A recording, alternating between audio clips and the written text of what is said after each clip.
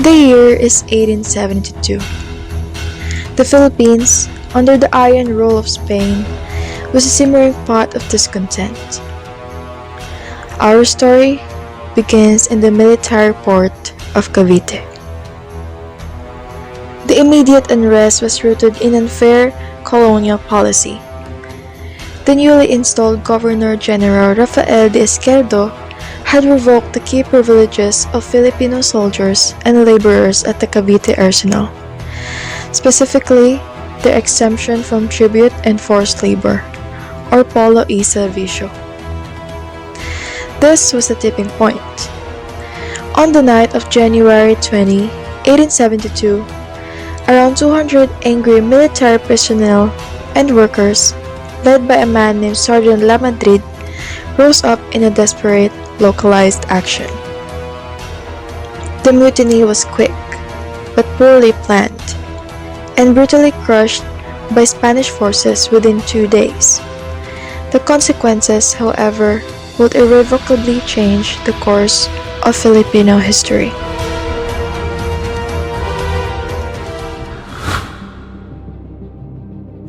The event was small, but the Spanish authorities seized upon it. They transformed a simple labor grievance into a sprawling conspiracy. This is where history was divided into two opposing narratives. The Spanish perspective, pushed by Governor Izquierdo and historian Jose Montero y Vidal, painted the mutiny as a full-scale separatist plot, a conspiracy to overthrow the Spanish crown.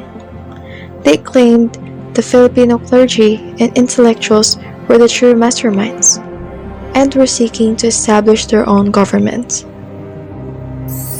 The Filipino perspective, notably articulated by Trinidad Pardo de Tavera, strongly refutes this. For them, it was an isolated labor protest. The Spanish friars and colonial officials simply exploited the minor revolt to eliminate the powerful, reform-minded native priests who threatened Spanish religious authority.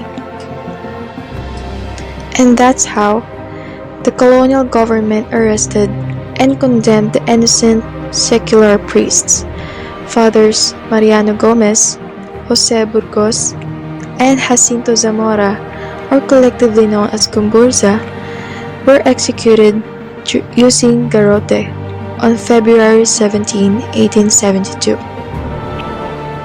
But here's the thing. Instead of scaring people into silence, their deaths sparked something much bigger. Their martyrdom became the catalyst for Filipino nationalism. It united different groups under a shared sense of injustice. Jose Rizal himself dedicated his second novel, El Filibusterismo, to the memory of the three priests, solidifying their status as national martyrs and fueling the flames of the revolution.